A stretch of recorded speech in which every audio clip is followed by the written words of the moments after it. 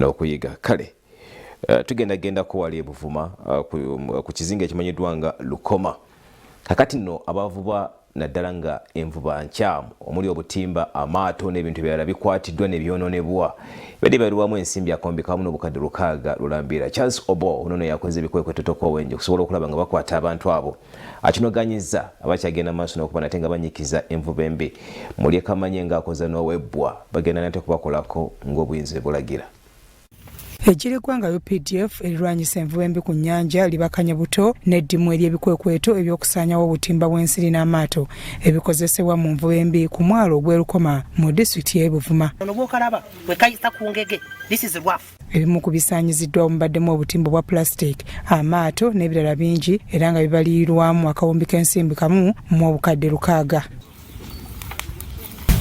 Today we are destroying illegal gears impounded in the last 4 months of our operation.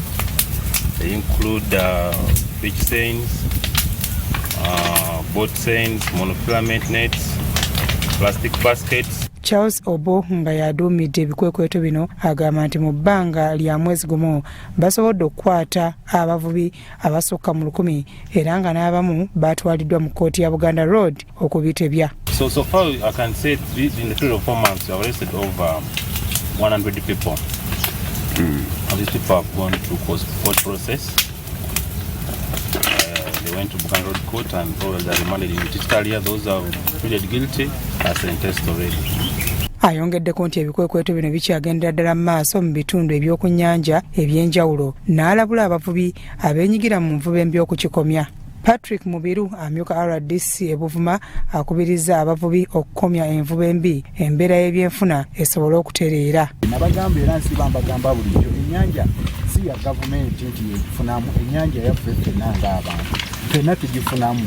Bw'oweesulirayo ogwannagamba n'osalawo nti okozese okwonoona obwonoonyi ebyennyanja byonna obimalemu ate ng'abalala tobabaliridde, kitegeeza okoze leero enkya banno abanaddawo n'enkya abalala tebagenda kukola ki kufunamu. Ye ssentebe w'omwalo guno Kafuko Matthew asiimye enkola eno nti eyambye nnyo mu kukyusa embeera y'envuba ku nnyanja era n'asaba Pulezidenti Museveni okubongera obukuumi. Era nze okuva edda nedda nsaba gavumenti etwongera amagye naye kasita gabanga ganaakwata ebiragiro nga bwe kyetaagisa oba mubaamu amagye nga go kale tegakwatira gundi nga bwe kyetaagisa naye agaliwo ssaawa zino go gakoze ekirabikako.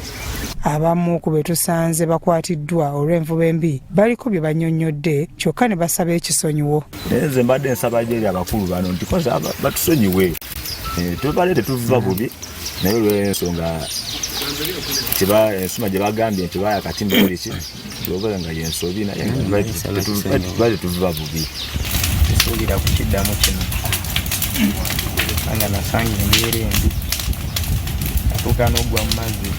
Bya Eric Yiga, Crossroads TV, Omunnyo.